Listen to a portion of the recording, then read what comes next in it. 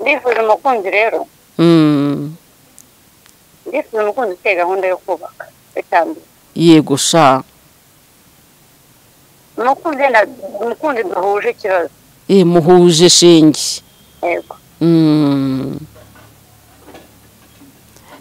imibiri yombi nawe kandi utinya Imana yego bibaye byiza njyewe nubwo ntibuze cyane nibagiye kwivuga ko ndi umusiramu yego niba ari umusiramu ariko atari n'umusiramu nta kibazo kinini atari n'umusiramu ga burya iyo abantu bakundana barumvikana ugahindura cyangwa agahindura ariko buriya idini ntirikatubere gatanya y'urukundo rwacu ntirikabe ikidobya idini rwose ni ubuzima busanzwe mwumvikanye muhuje kandi ukaba unifuza n'uwo muhuje ibibazo by'ubuzima bwanyu kuba yaranduye utenda kujya kumwanduza kuba yaranduye yifuza ko wabyara ukamukundira ukabyara wowe ukabyara we nk'uko wabyaye byaba ari byiza ni ukuri ari byiza cyane hanyuma rero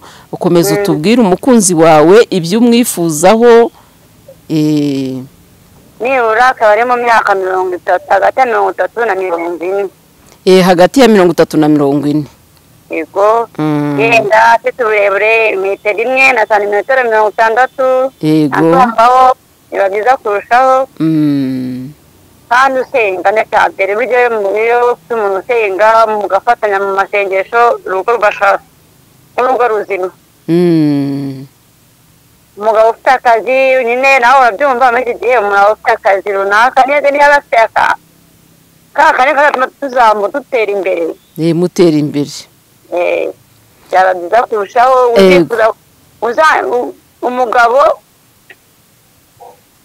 uzakunda umwana wanjye konje cyane uzakunda umwana wawe niko se mutumirwa wacu umugabo uzakunda umwana wanjye hanyuma se wowe uramutse ufite umwana umwe aramutse afite babiri wenda yaratanye n'umufasha we babana wabyemera mugahuriza hamwe imbaraga abana mukabarera nta kibazo pe naba afite abana nta kibazo nabarera yego habonetse udafite abana nta kibazo nabwo yego byose n'ubwumvikane birumvikana hanyuma se wakomeza ukatubwira ariko nanjye hari n'akandi kantu nashaka kubaza aramutse adatuye mu mujyi wa Kigali akaba atuye nk'Ikibungo wakwemera kujya kuhaba yego nta kibazo aramutse umukunzi wawe uhisemo ari umworozi iyo mu Mutara cyangwa mu Bugesera wahaba nta kibazo pe hanyuma se akubwiye ati ndifuza ako kana niyo kaba kamwe cyangwa babiri wabimwemerera nta kibazo mukababyara mukunguka umuryango cyane cyane ko kuba umuntu afite ubwandu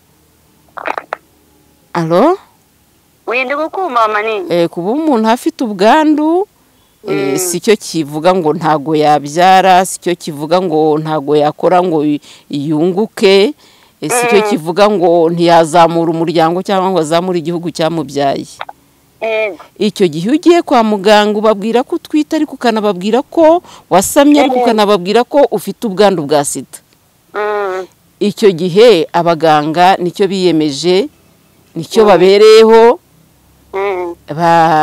baragukurikirana bagakurikirana na wa mwana uzabyara bakamurokora ntagire ikibazo agira cyane pe kuko nanjye n'uwo nabyaye ni muzima pe uwo wabyaye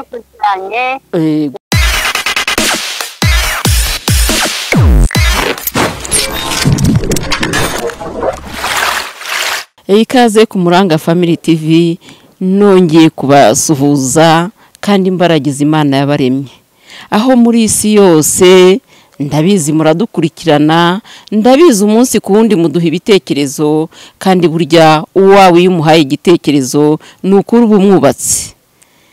Uyu munsi rero nejejwe n'umutumirwa dufite, ariko umutumirwa aragira ati ntimungaragaze rwose bantu b'Imana, ariko natwe ku Muranga Family TV icyo umuntu ashaka nicyo tumukorera. Ni ukuri uwawe nagusaba ati uramenye ungirira ibanga, uramenye ntungaragaze, ujye ubikora kuko ube umwubatse. Ariko iyo umukoreye icyo atashakaga mpamya ko bimubabaza. Ubu rero aka kanya ngiye kubahuza n'umutumirwa wacu umaze iminsi atwandikira, umaze iminsi atubwira ati ndifuza umukunzi, ndi umukobwa rwose cyangwa se ndi umumama wifuza umukunzi. Mu kanya rero gato nko guhumbya tumutega amatwi.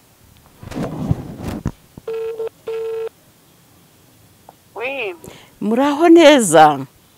Muraho neza mama ni. Hano ni ku Muranga Family TV, waratwandikiye ariko twebwe dukora nk'imbangukira gutabara. Iyo umuntu atwandikiye ati ndifuza kuganira namwe, ndifuza nabonye muranga abakobwa, abagabo, abagore, ingeri zose, abafite akantu ku mubiri wabo kafite ubusembwa, icyo gihe tumuhuza n'uwamuhisemo kandi akamubona. Muranga Family TV rero udatinze reka ukwakire na mama Nika kwakire. Murakoze kunyakira ku Muranga TV Family. Ego. Ngewe akaba bahita Uwimana Aisha. Yego. Nkaba ntuye Gikondo. Yego. Nkaba ndi umukobwa wabyariye mu rugo n'umusemeri. Yego. Rero nishimiye ko bifuza njye kubona umukunzi rwose. Murabizi muri iki gihe ibibazo byagwiriye igihugu, harimo abantu bagize ibikomere bitandukanye. Yego. Muri abo rero nanjye ndimo mbona nasanze mfite ikibazo cy'ubwandu bwa sida. Komera. Komera, kandi kuba ufite ubwandu bwa sida ntabwo ari cyo kivuga ko upfuye, ntabwo ari cyo kivuga ko utazamura umuryango nyarwanda ngo ubyare uheke. Rero uko ubuzima umuntu aba yaciyemo agira gute, ndakwifuza kwibyarira akana bati n'ubundi ndaba nta bundi buzima. Urifuza kongera kubyara ugaheka. Umuranga Family TV rero urahakubereye, wowe komeza utwibwire, hanyuma se muvandimwe mutumirwa mwiza, uri mu kigero cy'imyaka ingahe? Imyaka 31. 31. Hanyuma umwana wawe afite igihe kingana iki? Imyaka 5. Rero Umuranga Family TV ni umubyeyi, kandi umubyeyi utifuza ibihembo bizakuvaho ngo nuko wakuranze.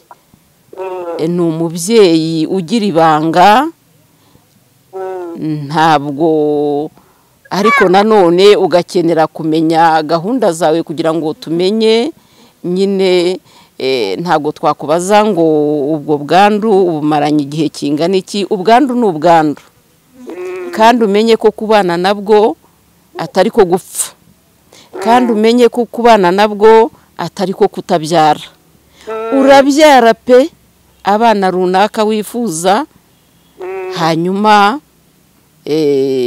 nawe ukamenya kwikurikirana, ukamenya gukurikirana abana bakaba bazima, bakagira ubuzima buzima. Hanyuma se utubwiye imyaka, watubwira icyo ukora? Mu buzima busanzwe nize ibirarinde gusuka. Yego. Oya mbonye cyane ndakora ndabikora, ariko nta nakazi nakora. Yego. Aho mbonye cyane ndagikora. akazi ako ariko kose wagakora aho kugira ngo nyine utege umuntu ibiganza nawe ubwawe ujya kwishakashakira. Ari naho twabonera tubwira abantu kuba umuntu afite ubwandu bwa sida siko kuba abuze imbaraga zo gukora, siko kuba atabyara, siko kuba atabura imbaraga zikora ngo yinjirize umuryango we, yinjirize n'igihugu cye. Yego.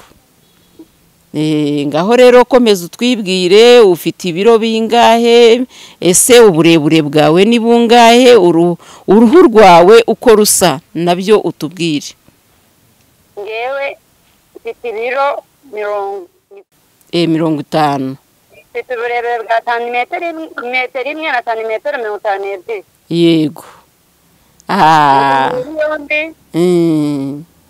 Sindi muremure, sindi na mugufi. Yego.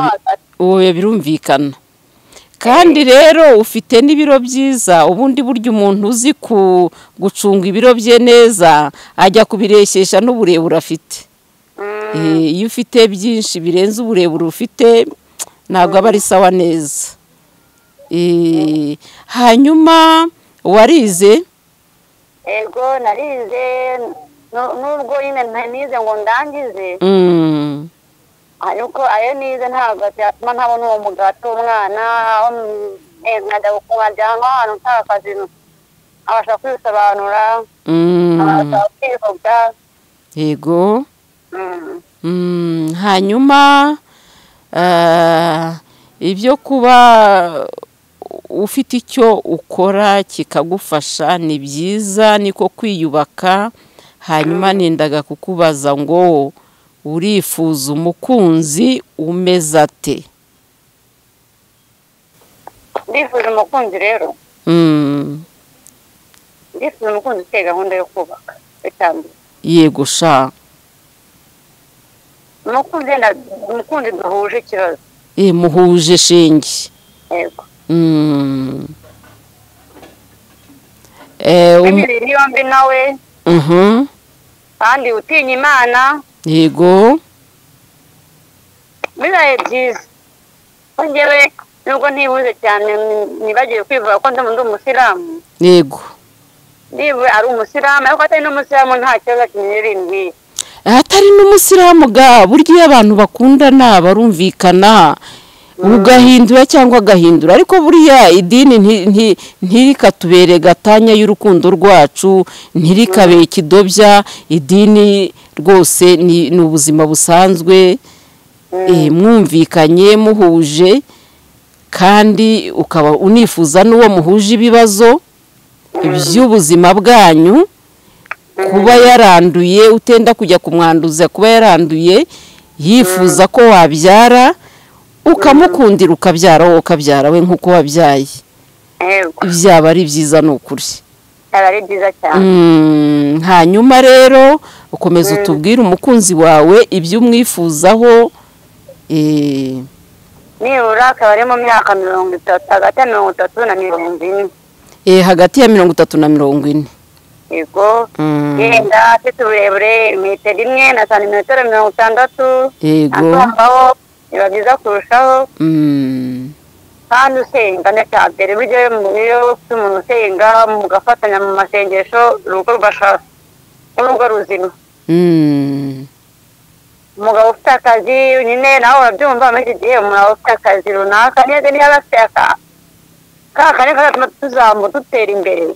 Mutera imbere. Byaba byiza kurushaho umugabo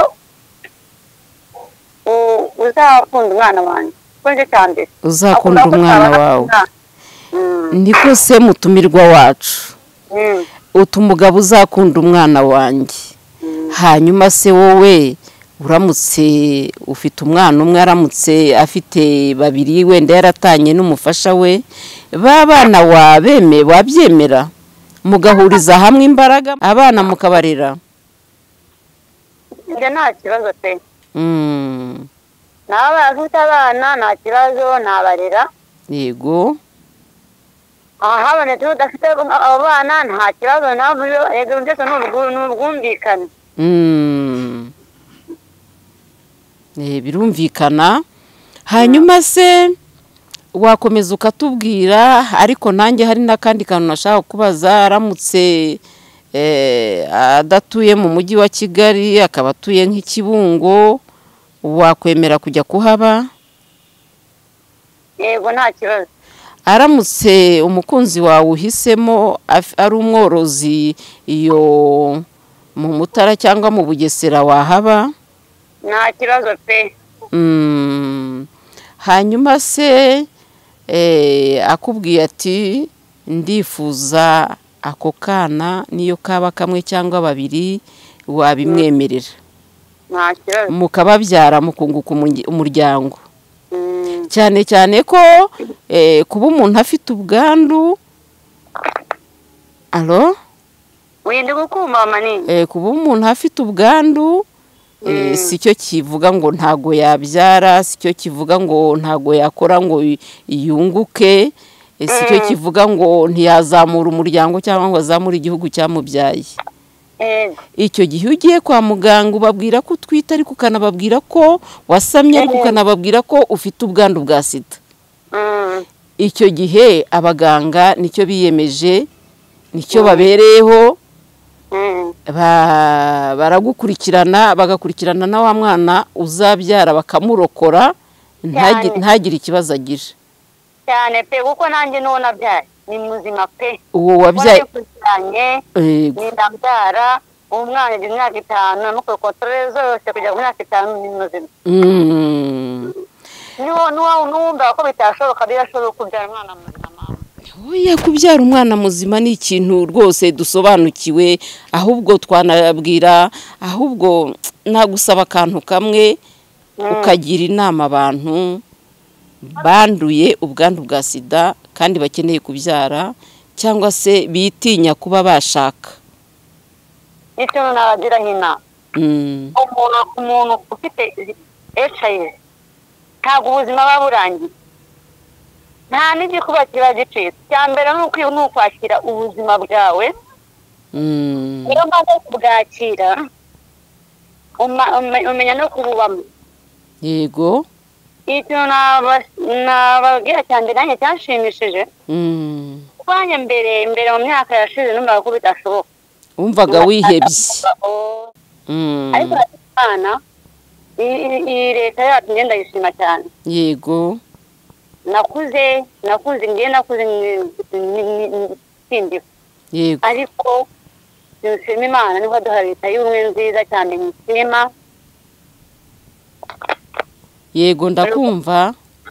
Nishima cyane kuko yatuzaniye imiti igatuma ubasha kubaho, igatuma bwa bwandu butaguterereza ibyuririzi byose ngo upfe vuba, igatuma ushobora kubyara kobwa na hungu ugaheka.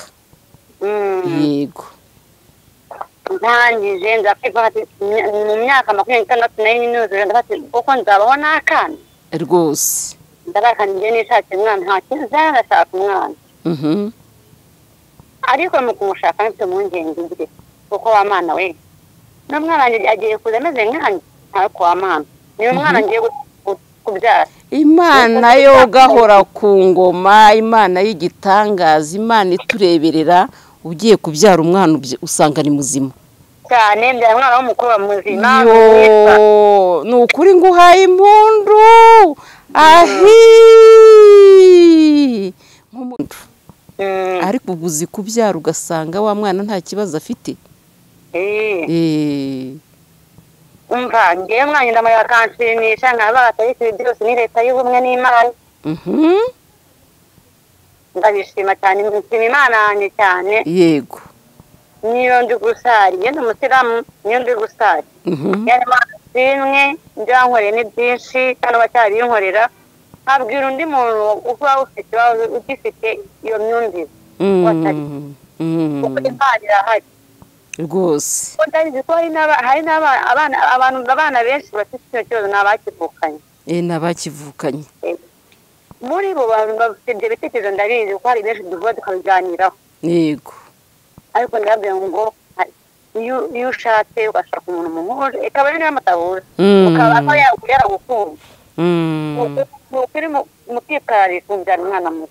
ni ukuri ibintu byose ni ukumenya kubicunga neza ukamenya nawe ibibazo ufite. Abatera abantu barabeshya n'umuntu ntabwo yabyara umwana muto. Ayiwe data ukajya wumva ko babeshya. Kuko bya bintu nibyo.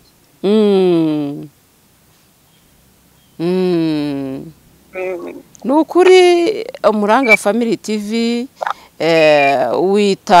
wakira abantu bose, yaba ubana n'ubwandu bwa sida, yaba ufite ubundi busembwa ku mubiri, yaba ufite akaboko kamwe cyangwa se akaguru kamwe, umuhuza n'abandi bumva bifuza kuba babana nawe nta nkomyi. Hanyuma rero mu buzima busanzwe ukunda kuba ndayagira nkataha mu mujyi wa Kigali, ariko no mu mata ndahakunda kubera nkunda amata. Ukunda amata? Yo Imana izajya yaguha shenge. Ni ukuri ijya igukamira amanywa na nijoro. Amina. Nibura nkaba hano mu mujyi wa Kigali cyangwa se mu Mutara, hano hariho hose, ariko nyine ariko mu mahoro yanjye mbona nyine ubuzima bwanjye bwari bwiza. Ufite amahoro n'uwo mushakanye nta kiruta icyo, aho mwaba hose Imana yabaciriye inzira, nta kibazo wagira.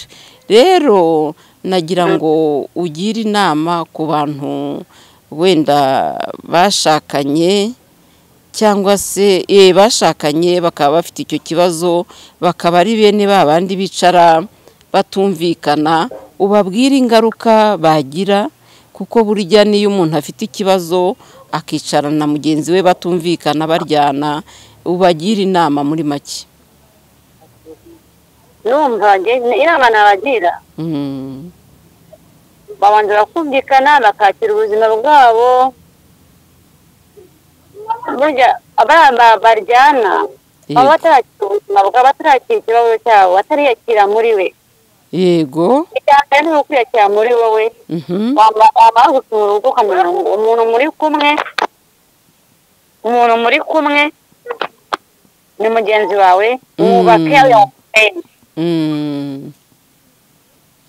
nimumara kumvikana, hagati yanyu hakabamo urukundo. Yego. Rero ngomba kuryana bitazamo. Bidakwiye, kuko burya ni no kwiyonona, nuko none ubuzima bwabo iyo bagiye bakaryana haba harimo kwiyonona. Hanyuma akandi kantu rero nagira ngo ugire inama abantu bakiri bato bifuza gushakana, urumva umwe abatazi undi ubuzima bwe ko buhagaze, wabagira nama ki abana bicara bagatekereza umushinga wo kubana, ariko mu gihe batari bana bakabanza bagapfundurira agaseke, wabagira nama ki?